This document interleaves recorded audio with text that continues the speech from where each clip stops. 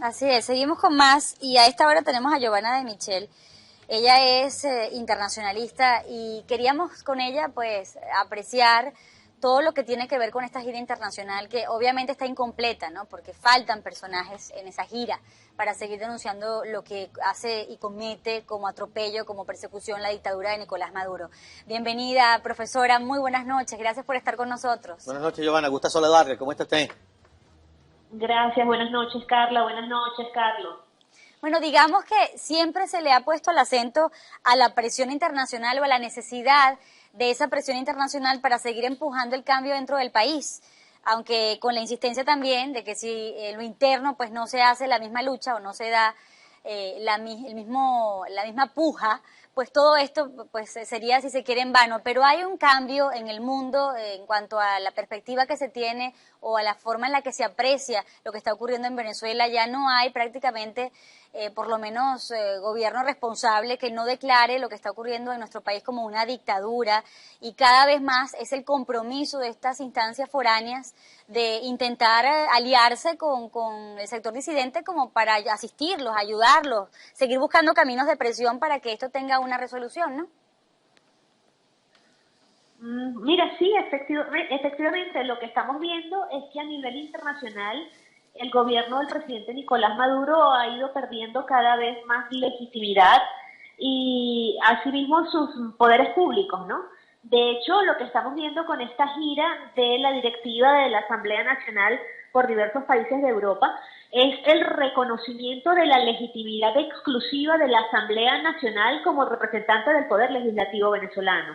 Eso se traduce en el rechazo y el desconocimiento de otras instancias como la Asamblea Nacional Constituyente. En días recientes también hemos estado observando cómo diversos países le han ofrecido asilo político a quienes fueron juramentados por la Asamblea Nacional como jueces para conformar el nuevo Tribunal Supremo de Justicia en Venezuela. Eso supone también un desconocimiento a la actual conformación del Tribunal Supremo de Justicia. Aquí hay que destacar que en un Estado no puede haber dos poderes legislativos, en un Estado no puede haber dos poderes judiciales, y cuando pasan este tipo de cosas, la comunidad internacional se ve forzada a otorgar reconocimiento a uno y desconocer la legitimidad del otro. Eso es lo que estamos viendo cómo sucede de manera progresiva y sostenida en el caso venezolano. Y todo eso al final del camino se traduce en la pérdida de legitimidad internacional del gobierno de Nicolás Maduro. Ahora, profesora, paralelamente a eso, vemos esta gira que emprendieron el presidente y el vicepresidente del Parlamento venezolano. Estuvieron con el presidente de Francia, estuvieron con el primer ministro español, el jefe del presidente del gobierno español, etcétera. Pero paralelamente a eso, entonces Maduro declina ir a las Naciones Unidas, justamente a la Comisión de Derechos Humanos de Naciones Unidas. Esto es una lectura que me gustaría que usted compartiera con la audiencia. Sí, fíjate, la delegación venezolana ante la Organización de Naciones Unidas pidió que fuera recibido el presidente Nicolás Maduro en una sesión del Consejo el próximo lunes 11. El Consejo le concedió, digamos, la solicitud, es decir, manifestó estar dispuestos a darle el derecho de palabra al presidente Nicolás Maduro, y hoy el gobierno venezolano dio a conocer que no es Nicolás Maduro el que va a asistir ante el Consejo de Derechos Humanos, sino que en su lugar va a ir el canciller Jorge Arreaza. Esto muy probablemente esté vinculado con el informe que se dio a conocer la semana pasada de parte del Alto Comisionado de Naciones Unidas para los Derechos Humanos, en el cual se hacen unos cuestionamientos muy graves sobre la violación sistemática de los derechos humanos en Venezuela, e inclusive se plantea o se asoma la preocupación acerca de la supuesta responsabilidad de altos mandos del gobierno en esas violaciones de derechos humanos. Ese informe de suyo es muy grave porque caracteriza la manera como han sido violados los derechos humanos en el país, y las caracteriza de tal manera que hace que esas violaciones calcen en el Estatuto de Roma.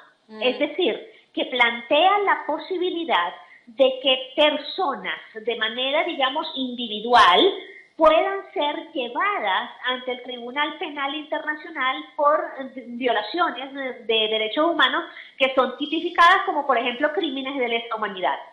Ante esa circunstancia, yo siento que el gobierno venezolano ve la necesidad de ir ante el Consejo de Derechos Humanos y tratar de expresar su versión del asunto, un poco para desmontar el contenido de ese informe, ¿no? Claro, yo creo que ese es el propósito general de la comparecencia el próximo lunes del canciller. Dos cosas, Giovanna. La primera, a estas alturas de, si se quiere, conciencia del mundo con respecto a lo que ocurre en Venezuela y el tipo de régimen que está en este momento al control de Venezuela, ¿podrían tener algún tipo de oportunidad de convencerlos de lo que ya saben, de lo que ya han descubierto hace, pues, bastante tiempo? Eso por una parte. Y lo segundo, entonces, esta presión que le pone España a Europa, a la Comunidad Europea, como para que también dictamine sentencias, sanciones contra Venezuela, ¿serían más bien de orden penal, judicial, de investigación y no tanto económicas, o sería una mezcla de ambas? A ver, lo primero, es muy cuesta arriba para cualquiera del gobierno venezolano presentarse en este momento ante el Consejo de Derechos Humanos con un discurso que contrasta de manera radical con la realidad. La realidad se ha hecho absolutamente visible, se ha hecho absolutamente estridente. En el mundo circula una cantidad impresionante de fotografías y videos que dan cuenta de la violación de los derechos humanos por parte de los organismos de seguridad del Estado. Entonces, tratar de ir ante estos organismos a decir que lo que se ve en las fotos y lo que se ve en los videos es mentira, es bastante difícil. Eso sin entrar a considerar otros tipos de violaciones que no aparecen precisamente en esos videos y que no tienen que ver con las manifestaciones, como son, por ejemplo,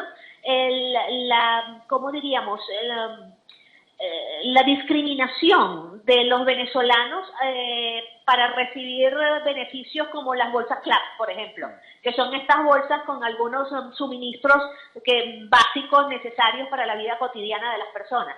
Eso aparentemente se le está dando únicamente a quienes militan en el partido de gobierno y quienes han demostrado lealtad absoluta con el gobierno. Quienes, por ejemplo, no votaron en el proceso electoral que dio lugar a la escogencia de los integrantes de la Asamblea Nacional Constituyente, no se están beneficiando de esta bolsa, ¿no? Con estos insumos básicos. Eso es discriminación y eso está dentro de los delitos de lesa humanidad que son competencia de la Corte Penal Internacional. Eso por una parte. Y por otra parte, el tema de las sanciones. Fíjate, si estamos hablando de la Corte Penal Internacional, aquí hay que destacar que la Corte...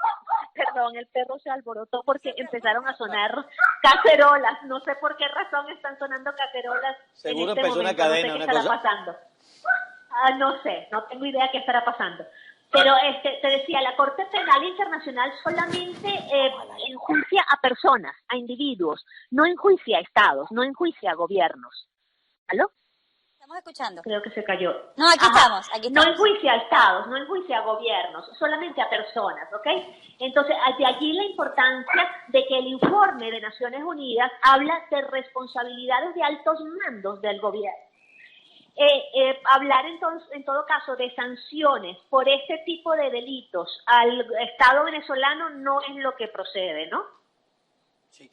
Ya estamos pasados de tiempo, pero no me puedo despedir de usted sin hacerle esta pregunta con relación al mensaje que se recibe en la comunidad internacional cuando declaramos a la Asamblea Nacional Constituyente una cosa irrita e ilegal, pero que a la vez se asiste a un proceso electoral que ella convoca. ¿Hay que ir explicando eso o cree usted que hay una lectura bien clara en la comunidad internacional del chantaje con el que se opera en Venezuela?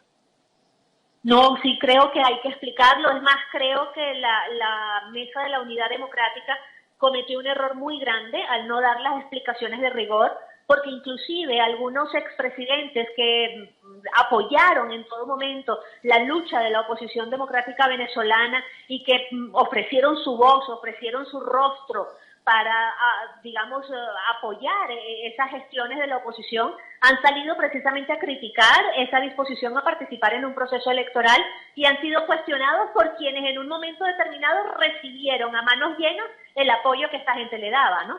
Yo creo que es necesario explicar por qué la oposición venezolana se empeña en seguir jugando de manera democrática frente a un régimen que ha dejado completamente de lado, digamos, todos los ejercicios democráticos, ¿no?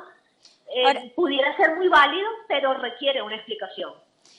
Una última cosa. Ya la Comisión Interamericana de los Derechos Humanos califica a Venezuela entre los focos rojos de esa violación de los derechos humanos. Hemos visto otras historias de otras naciones, incluso el tema del Caracazo, como 20 años después tuvo, si se quiere, una sanción, una sentencia y además con repercusiones, es decir, que los responsables se supone que tenían que reivindicar a las víctimas de alguna manera, pues compensarlas por la pérdida de seres queridos. Esto es algo a lo que nos tenemos que acostumbrar, es decir, cuando aquí hablamos del mundo investigando la dictadura de Nicolás Maduro, ¿estamos hablando de décadas para que se haga justicia? Mira, esos procedimientos son muy lentos. Activarlos, digamos, lleva su tiempo, ¿no? Inclusive las denuncias ante la Corte Penal Internacional, por mencionar un caso, primero deben ser presentadas ante el fiscal general de la Corte y ellos deben declarar si la denuncia es admisible o no es admisible. Y lo interesante en todo esto es que el Estatuto de Roma no define un límite de tiempo para que esa instancia se pronuncie. Después, en el caso de que la denuncia sea declarada admisible, pasa a los jueces del tribunal para, digamos, conocer de la causa y dictar una sentencia. Y no hay un tiempo específico para ello. Por eso es que el Estatuto de Roma también establece que este tipo de delitos no prescriben a lo largo del tiempo. Es decir, pueden pasar 15, 20, 30 años y el delito sigue estando vigente. Es decir, desde el momento que se cumplió, el delito sigue estando vigente. No es como ciertos delitos, por ejemplo, en materia de corrupción, que prescriben con el tiempo, que si no se denuncian en un lapso determinado, ya posteriormente pues no hay ninguna causa que se pueda iniciar, ¿no?, en contra de quien haya cometido el acto de corrupción. Eso es lo interesante de este tipo de crímenes. Pero sí, es un proceso muy, muy lento. Ah, caramba, tantas cosas se nos quedan en el tintero, profesora, pero le agradecemos mucho que se haya tomado este tiempo para conversar con la audiencia del programa y le agradecemos mucho su tiempo. Gracias, Giovanni. Gracias a ustedes, siempre a la orden. Igualmente nos